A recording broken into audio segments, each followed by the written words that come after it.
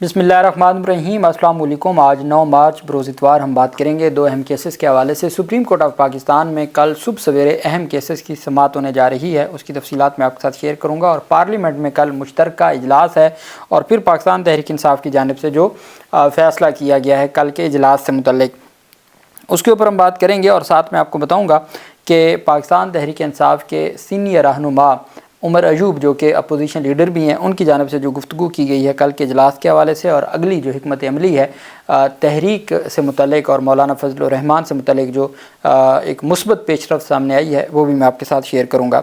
سب سے پہلے ہم بات کر لیتے ہیں بھکر میں ایک مقدمہ درج ہوا ہے۔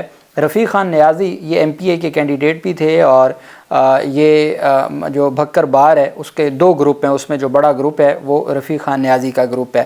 تو یہ عمران خان کے کزن ہیں، عمران خان کے چچا زاد بھائی ہیں رفیق خان نیازی۔ وہیں پہ آپ جانتے ہیں کہ بھکر کا ایک حلقہ ہے جہاں پہ ان کے جو کزن ہیں عمران خان کے نجیب اللہ خان، ان کی ڈیتھ ہو گئی تھی، تو پھر عرفان اللہ خان نیازی وہاں سے پاکستان تحریک انصاف کے ایم پی اے بنے تھے جب عمران خان نے 9 اپریل کے بعد جب ضمنی الیکشن ہوئے تھے پنجاب کی، اور تمام انتخابات پاکستان تحریک انصاف جیتی تھی، وہ جو منحرف ہو گئے تھے تو پھر ان کی جگہ پہ جو انتخابات ہوئے تھے۔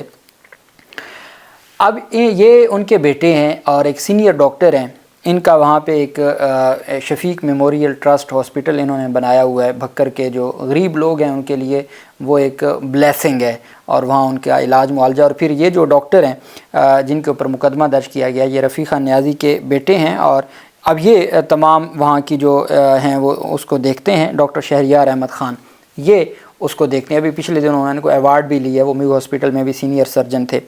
ان کے خلاف مقدمہ درج کیا گیا ہے، اور مریم نواز کے حوالے سے انہوں نے بیسیکلی جب ایم ایس کو ہٹانے کے حوالے سے، میو ہاسپٹل کا جو ایم ایس ہے اس کو ہٹانے کے حوالے سے ایک پوسٹ وائرل ہوئی جس میں مریم نواز کی جانب سے کہا گیا کہ اس کو ہٹا دیں اور میں اس کو گرفتار کروا دوں گی، اور اس طرح کا معاملہ۔ تو اس کے بعد جب تفصیلات سامنے آئیں کہ وہ تو 4 دن پہلے استعفیٰ دے چکے تھے، اور پھر اصل چیز تھی فنڈز نہ دینے کی، اور وہ سیکٹری ہیلتھ کی یا جو وزیر ہیں ہیلتھ کے، ان کی ذمہ داری بنتی تھی صوبائی وزیر کی، انہوں نے اپنی ذمہ داری سارا ملبہ ڈال دیا ایم ایس پہ، اور پھر ان کی انسلٹ ہوئی۔ اس سے متعلق ایک پوسٹ کی جو انہوں نے اپنے ڈاکٹرز کو اور اپنی کمیونٹی کو کہ جی جس طرح سے ہمارے ساتھ سلوک کیا جا رہا ہے، اگر آپ خاموش رہے اور اپنی ذمہ داریاں نہ نبھائیں تو یہ اسی طرح ہوگا۔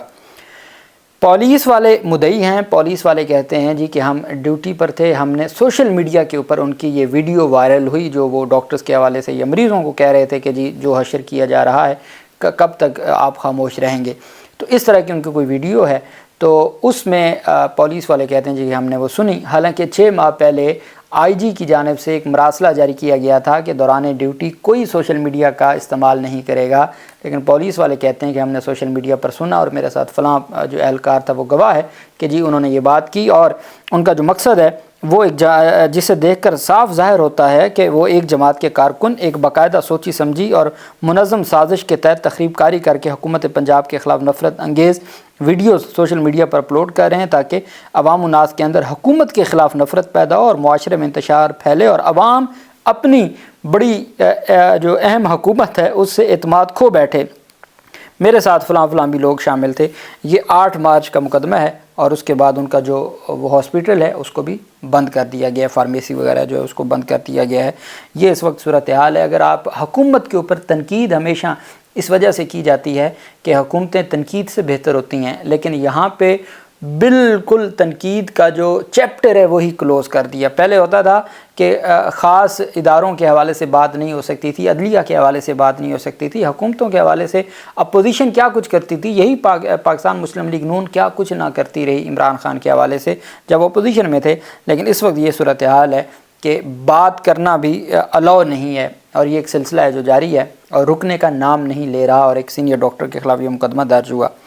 وہیں پہ پاکستان تحریک انصاف کی اپوزیشن لیڈر جو قومی اسمبلی میں اپوزیشن لیڈر ہیں عمر ایوب، ان کی جانب سے کہا گیا ہے کہ قانون کی حکمرانی اور تحریک تحفظ آئین پاکستان کی جو تحریک ہے اس کو ہم تیز کرنے کا اعلان کیا ہے۔ انہوں نے کہا کہ تحریک تحفظ عین پاکستان کے پلیٹ فارم سے سب پارٹیوں سے مل کر پلان بن گیا ہے۔ اختر مینگل اور سراج ترین پر جو جھوٹی FIRs کی مذمت کرتے ہیں، لوگوں کے دلوں میں غم و غصہ پایا جاتا ہے۔ بڑی وجہ مسنگ پرسن ہے۔ چیف جسٹس سے ملاقات میں بھی مسنگ پرسنز کی بات کی۔ آئین اور قانون کی بالادستی کو یقینی بنانا ہوگا۔ قانون کی حکمرانی کے لیے اپنی تحریک تیز کریں گے۔ ملک کی معیشت روز بروز خراب ہو رہی ہے۔ روپے کی قدر میں کمی سے 4000 ارب روپے کا نقصان ہوا۔ ملک کے مختلف ڈپارٹمنٹس میں کرپشن بڑھ گئی۔ گزشتہ 2 سال سے ملک میں کوئی سرمایہ کاری نہیں ہوئی۔ مزید 2 کروڑ افراد غربت کی لکیر سے نیچے چلے گئے۔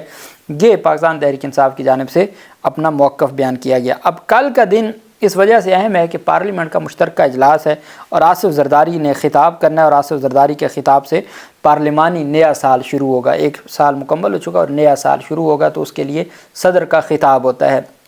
پچھلے سال ہم نے دیکھا کہ تاریخ میں پہلے کبھی ایسا نہیں ہوا کہ صدر پاکستان کا خطاب ہو اور ہمارے جو اداروں کے سربراہان ہیں وہ نہیں آئے تھے، کوئی بھی موجود نہیں تھا۔ اب کل دیکھنا یہ ہے کہ پاکستان تحریک انصاف احتجاج بھی چونکہ اپوزیشن نے تو احتجاج کرنا ہوتا ہے، اور آصف زرداری کل خطاب کریں گے۔ صدر مملکت کل پارلیمنٹ کے قومی اسمبلی اور ایوان بالا کے مشترکہ اجلاس سے خطاب کریں گے۔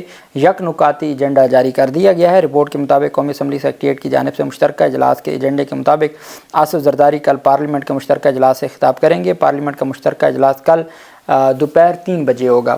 اب اس میں اہم چیز یہ ہوگی کہ کیا اداروں کے سربراہان اس میں شرکت کرتے ہیں، اور پھر اس سے اہم چیز یہ ہوگی کہ کیا پاکستان تحریک انصاف کا جو احتجاج ہے یا اپوزیشن کا احتجاج ہے وہ کس لیول کا ہوگا، اور ان کے احتجاج سے متعلق بھی چونکہ وہ اناؤنس کر چکے ہیں کہ وہ ہر صورت احتجاج کریں گے۔ پاکستان تحریک انصاف کا چونکہ مولانا فضل الرحمان عمرہ پہ گئے ہوئے تھے اور وہ واپس آئے، آج وہ اکوڑا خٹک گئے، وہاں انہوں نے خطاب بھی کیا، اور وہ تعزیت کے لیے گئے تھے جو مدرسے کے اوپر حملہ ہوا اور شہادتیں ہوئیں۔ ساتھ پاکستان تحریک انصاف کا بھی ان سے رابطہ ہوا ہے اسد کیسر کا، اور مولانا فضل الرحمان واپس آئے ہیں اور اسلام آباد پہنچے ہیں، جہاں پر پاکستان تحریک انصاف نے ان سے رابطہ کیا، ان کو عمرہ کی مبارکباد پیش کی۔ عمران خان کی جانب سے نیک خواہشات بھی پہنچائی گئیں، اور ساتھ عمران خان کا جو خصوصی پیغام ہے وہ بھی پہنچانے کے لیے ملاقات کا جو شیڈول ہے اس کے حوالے سے مشاورت ہوئی ہے، اور اس میں پاکستان تحریک انصاف کی جانب سے یہی کہا جا رہا ہے کہ کل یا پرسوں مولانا فضل الرحمان سے ملاقات بھی ہو جائے گی۔ اور پاکستان تحریک انصاف کا یہ موقف ہے۔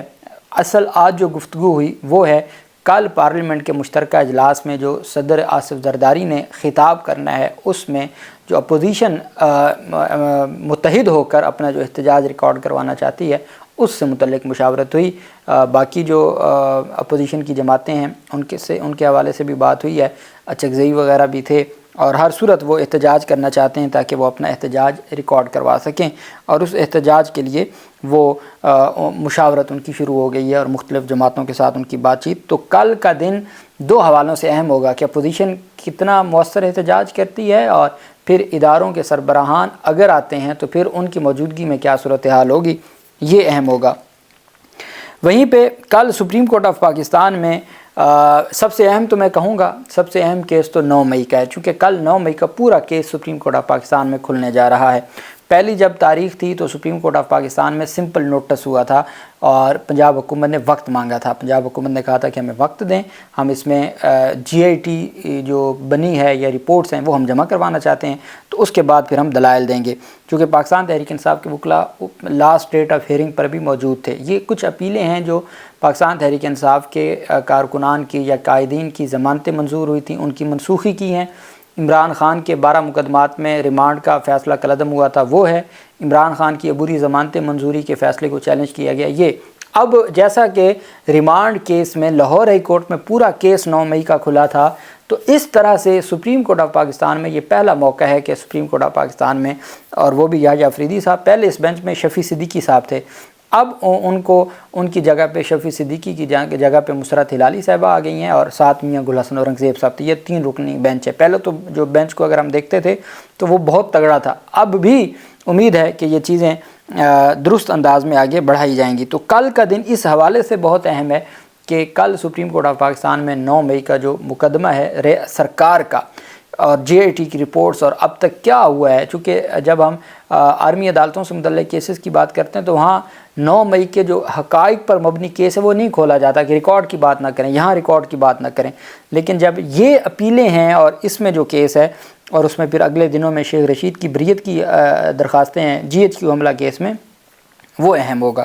دوسری سب سے بڑی جو کل سماعت ہونے جا رہی ہے وہ 5 رکنی بینچ ہے امین الدین خان کی سربراہی میں. جو آئینی بینچ ہے وہ آئینی بینچ 500 سے زائد انکم ٹیکس کے مقدمات کے خلاف کل درخواستوں پر سماعت کرے گا. اس میں وہ کیس بھی ہے جو منصور علی شاہ صاحب سے یہاں ٹرانسفر ہوا تھا، اور اس میں پھر وفاقی حکومت کی انٹر کورٹ اپیلیں بھی ہیں، جس میں منصور علی شاہ صاحب نے کہا تھا کہ جو کمیٹی ہے، دونوں کمیٹیاں ہیں، ان کے خلاف توہین عدالت کا جو معاملہ تھا، تو وہ جو انٹر کورٹ اپیل ہے وفاقی حکومت کی وہ بھی اسی بینچ میں آئے گی، چونکہ ٹیکس سے متعلق مقدمہ اس طرف آ گیا تھا. دوسری طرف جو جسٹس امین الدین خان کی، اب اس میں یہ جو 5 رکنی بینچ ہے جو 500 سے زائد ٹیکس کے مقدمات کو سننے جا رہا ہے، اس میں امین الدین خان کی سربراہی میں جمال مندوخیل، محمد علی مظہر، حسن اظہر رضوی اور عامر فاروق شامل ہیں. اور جو 7 رکنی بینچ ہوگا، پھر 7 رکنی بینچ میں جو ہے وہ باقی جسٹس مسرت ہلالی بھی ہوں گی، اور جسٹس جو ہمارے لاہور سے تشریف لے گئے وہ بھی اس میں ہوں گے. تو اس طریقے سے یہ 7 رکنی بینچ ہے جو آرمی عدالتوں سے متعلق کیس کی کل فائنل سماعت سنے گا. 5 رکنی بینچ 500 سے زائد ٹیکس کے مقدمات اور اسپیشلی منصور علی شاہ صاحب جو فیصلہ ہے اس کے حوالے سے سنے گا. جبکہ 9 مئی سے متعلق جو مقدمات ہیں اس پر یحییٰ افریدی صاحب کی سربراہی میں مسرت ہلالی اور میاں گل حسن اورنگزیب یہ کل سماعت کریں گے، جس میں پورا ریکارڈ پیش ہوگا اور پورا مقدمہ کھلے گا. جو بھی تفصیلات ہوں گی آپ کے ساتھ شیئر کرتے رہیں گے. اللہ پاک پاکستان کا حامی و ناصر ہو. بہت شکریہ. اللہ حافظ. پاکستان زندہ باد.